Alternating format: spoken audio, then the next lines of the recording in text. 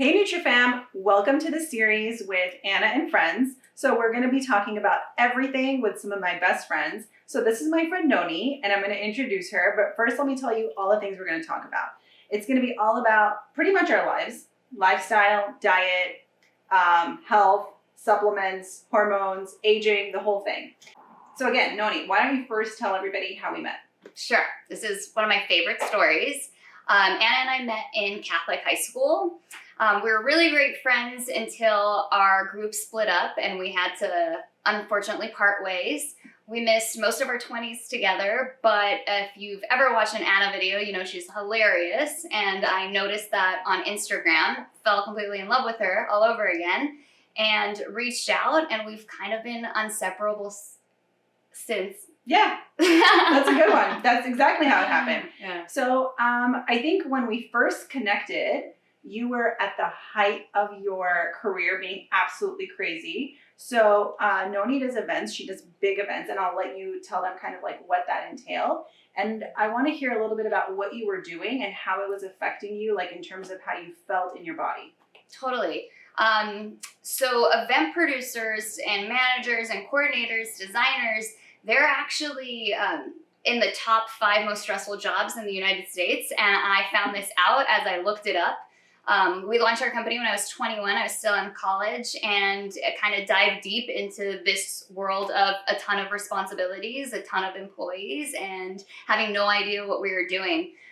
So instead of kind of being trained on this, when you do dive deep, you know, your stress levels are super high, you feel so overwhelmed. And I was the test subject for the greatest experiment of how stressed out can we make one human being and how much pressure can we put on her body. Yeah. So as I started going, into my 20s and realizing I don't have days off, I sometimes live at venues for 26 to 28 hours at a time. I needed to do something. I got glasses at 25, which was, going from 20/20 vision to now having to wear glasses every day was a wake-up call. My scoliosis was on another level. Before it would impact me a little bit, and then I just couldn't feel my back. I got vertigo, and it happened at an event. I just fell over. I thought I was having a stroke. I had no idea it could be a thing. And all I kept, every time I'd go to a doctor or holistic doctor, a natural medicine doctor, they'd just tell me I was too stressed out. And that's my favorite thing. And I think in the last decade, the word stress has gotten so much hype. Oh yeah, that's all we say nowadays. Yeah, I'm stressed, so it's fine. And it's almost this excuse. I have anxiety, so I deal with anxiety, so it's okay. But what's the cure? And I think between supplements and sleep and diet and all of that, we tend to look for what Band-Aid can I put on it? Mm-hmm. What medicine is out there? And I think people are over-medicated right now sometimes when they maybe shouldn't have to be. I'm not saying medication is not the way to go. For sure. But I think that I wish that knowledge was out there. And I started actually using positive thinking and affirmations to change the word stress every time I want to use it and just say, I'm overwhelmed right now, but I've been through worse and I can handle it. Oh, I love that. No, that's really good. I try to change my thoughts all day, every day. It's a full-time job, actually. Yeah, and I'm sure we're not alone in this. It's so often that I meet women who are just as stressed, being in Los Angeles too. Yeah. In the hospitality industry, especially right now, I almost feel like my biggest pressure on myself is the inability to say something I want to say without feeling like I'm offending someone. For sure. And I'm like, do I have to explain to people that I have the biggest heart and I just want everyone to do what they want to do as long as they don't hurt anybody? No, for sure. It's like, it's such a stressful society in LA. On top of it, it's like everything has become taboo.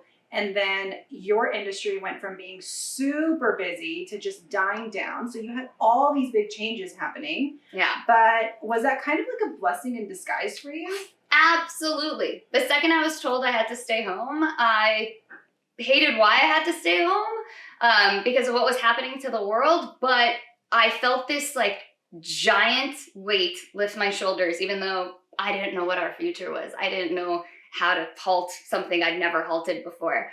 But the one thing I share with people often is I was told and I heard all the time that we do business differently, especially in metropolitan cities in the country. And in Europe, everyone's chiller and maybe they'll answer an email if they want to. With us, It's on my iWatch, it's on my phone, my computer's always with me.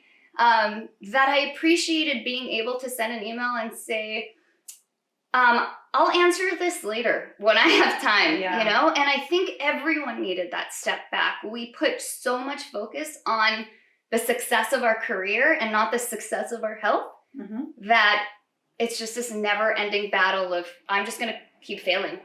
You know what's funny is like, you don't see yourself from the outside, but I think as an outsider, when somebody looks into your life, especially before the pandemic, when it was crazy, it just seems so glamorous. It's like, you know, like, for sure. Oh, what do you do? Oh, you do marvelous parties in LA, you know, like, and you make sure that they look beautiful and they're fun and the right people are there and everything goes smoothly. That sounds so fabulous. But then when you actually go inside and you see what it really takes, first of all, you have to make sure you always look good because you're presenting that event to a person. You have to make sure your team looks good. And then on top of it, it's like, sometimes, like you said, you're there for 20 something hours. You camp at venues.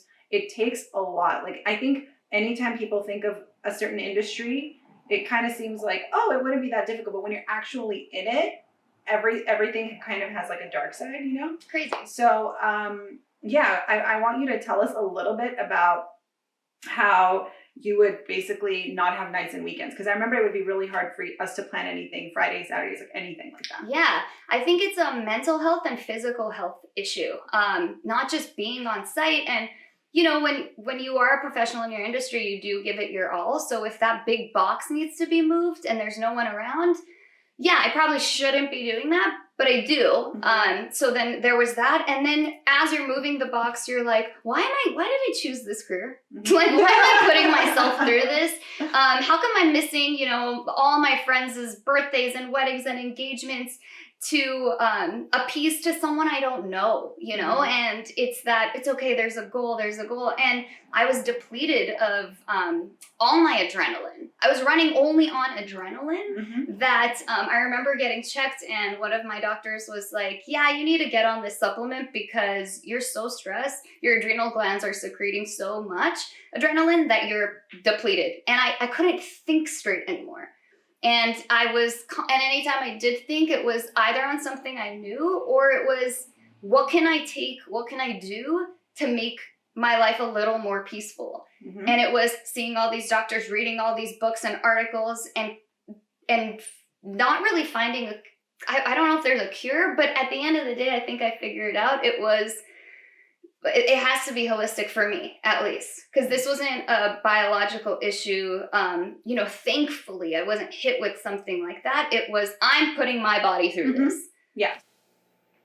So you brought up your adrenal health, and I really want to dive into that a little bit, because a lot of women have hormone issues, and they're actually caused by the same kind of adrenal issues that you talked about. So let me first say that basically what ends up happening is your adrenal gland is basically excreting so much cortisol, and eventually your body just goes into this mode where it has nowhere else to go. So for some women, what ends up happening is they go into what we call adrenal PCOS, which is basically just a fancy way to say that they stop having periods, and that's caused by stress. So universally, what is recommended for this is basically to just tone it down a little. It's a lifestyle change. And talk to me a little bit about what were the things that worked for you in terms of reversing that in your life, because lucky for you, it didn't actually manifest into like a diagnosable thing. It was just people were telling you you're overstressed and you caught it early.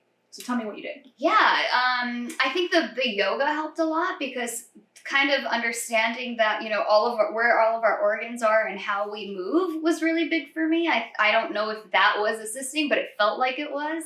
I think with yoga, I used to tell everyone it's the greatest exercise because you have your phone away for a full hour and you're so focused on what your instructor is telling you is next, that you don't think about anything except for the present moment. So coming into myself was huge. I was on an adrenal vitamin, which I swear by, but again, I'm not a doctor. I don't like pass it around, but that assisted me a lot. It felt like it was replenishing my adrenal glands, and I felt more balanced, you know. And one thing that I love about you and what you're doing is with women is addressing periods, because I think that's the easiest way for us to notice something's off. because we know how to monitor that, you know, and that was kind of happening to me where I wasn't sure why it was always off or when, you know, never knew when it was coming sort of thing. Yeah. And then I look back and I'm like, oh, all my doctors were men. And not to say that that was for sure it, but I don't think that that's the first thing that they were looking out for or asking their patients about. And between the yoga and taking a step back and almost just like loving myself, and as hard as I worked to be successful in my career, I wanted to work to be successful in my skin, in this body. I just put so much more effort into that. And it was a lot of trial and error. I didn't know what I was doing. I do a lot of research when I decide to do anything, and I felt like it wasn't out there. You know, who do I ask? How do I do this? I had a lot of blood drawn and these crazy diagnostics of like, you know, at the end of the day, they're like, okay, little things here and there, maybe do these IV drips, but you're fine. And my argument was, I don't feel fine. And so I just started eating better. I had a plant-based diet that worked for me. I don't, again, like, don't preach it. Don't preach it, because I think there's this negativity with like, oh, she's vegan, or how do you know a vegan's vegan? They tell you. So I wouldn't tell anyone because I wanted to lead by action, Jesus style, you know? Yeah, I love that. And I really, really like appreciated my routine. But again, because I was a single woman living in a big city that had all these resources, I know how privileged I was, and I know that that's not as accessible to everyone. For sure. Having that time, having that, you know, like the financial ability to dive so deep was a big blessing. And I love that because of the pandemic, telehealth has become such a big for sure. part that you could live anywhere and you can get supplements, you can get the information, you can meet the best doctors, or have websites or Instagram pages like yours that just preach to what people want to know, that answer questions. And I think that that's really going to revolutionize how well women feel in their body. So you didn't have a diagnosis, or maybe you didn't have a diagnosis yet. Like you didn't push it to that level, but you were having all these symptoms. So, okay, so now you kind of get to stay home. So can you talk to us? Obviously, this is about hormones and health and aging, right? That's all we talk about. So can you kind of tell us how you think your hormones reacted or your body reacted to the change? I know certain days you felt like you just weren't doing enough. And I think as women, we always have that pressure on ourselves. For sure. Like, oh my gosh, my career is dead. Who am I now? But then at the same time, can you kind of talk about how your body changed because you kind of put a stop to all that non-voluntarily? Oh, for sure. In a voluntarily way, I think I got to see myself from the outside and almost diagnose myself, because before your mind is just, there's all these problems. And now I'm like, oh, I'm feeling better in my body. I'm sleeping better. Even if my diet wasn't insanely better, I was more conscious and I had time to think about a better diet.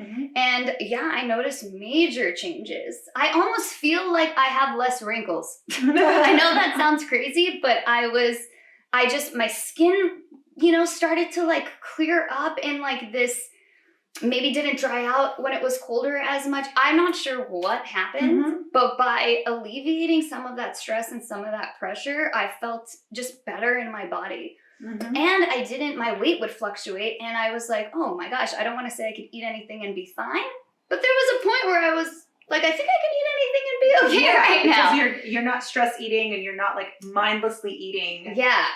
You know. And I think just like I was just digesting better, or just maybe because of my sleep, which was such a big problem.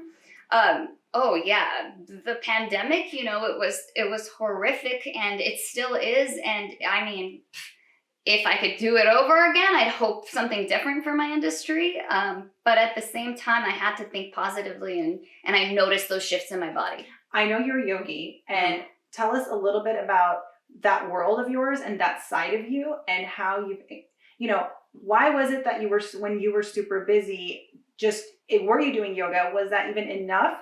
And how has that really helped you kind of become who you are as a person? And, you know, just the fact that you're so open and willing to have this conversation is great. So can you tell us a little bit about your yoga? Well, yoga was something I did since high school, but I didn't focus enough on it. And when I would read about what's going on with my body, what can I do with my body, it was, you know, like when you do certain twists and you're actually almost grabbing your pancreas and releasing toxins from it. And it was so much of this is health related and not just let me lose the calories. Mm-hmm. Also, I think exercise is so important, but some of it is just so repetitive. It didn't work for me. Mm-hmm.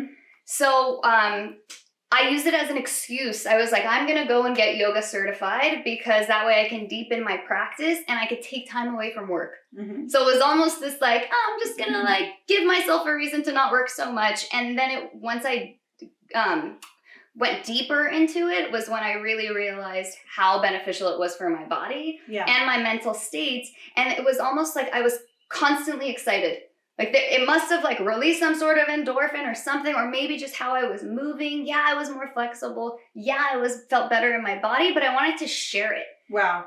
Because I'm like, I almost feel like I just came up with a medicine, I can like help other people do this.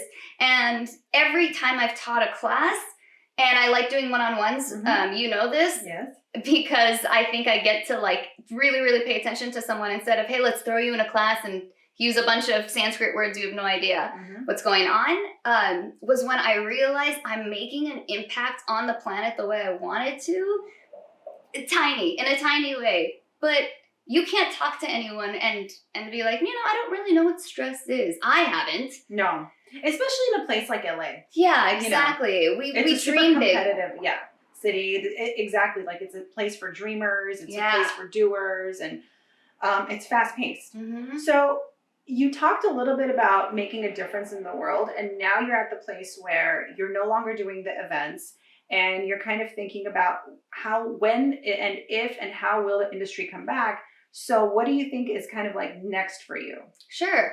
So, I don't think I'll ever leave the events world. I think there are too many clients I've just built relationships with that I love. I still love what I do, but because my niche was in music festivals and corporate events, that's going to take a few minutes to come back. And also I started kind of loving this lifestyle of not appeasing to someone else constantly.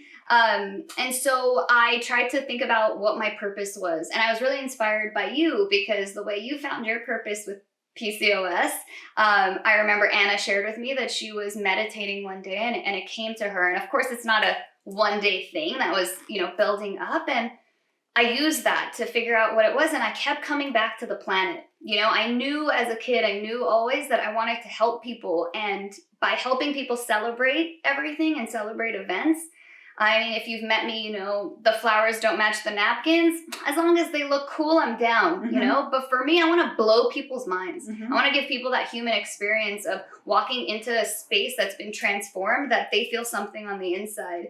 And with helping the planet, I feel that thing on the inside. Wow. So I love that. I think that's one big one-liner. You can quote me on that.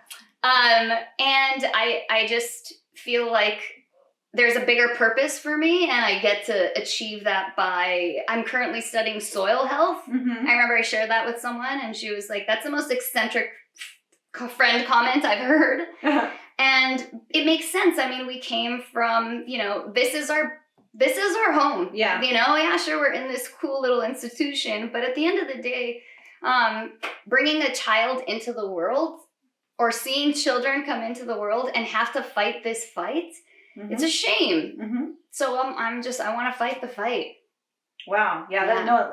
You're honestly one of the most inspiring people. I feel like anytime I feel I naturally have a very energetic personality, but anytime I'm down, I know if I call you, it's gonna, come back up. And I think you really have that gift, whether you give it to people through events or you're gonna give it to people through your next project or through yoga. I think people just want to be around you. You just have one of those kind of personalities, energies, but I don't think, I'm sure some of it is just something that you're lucky to have been born with and, your upbringing and your parents and all of that. For sure. But a lot of it also is you cultivate that. Like you go inside and you look within. And I think whether we're talking about how we're going to be healthy or how we're going to balance ourselves as women, and when we say balance ourselves in a healthful way as women, we always go back to how are my hormones doing?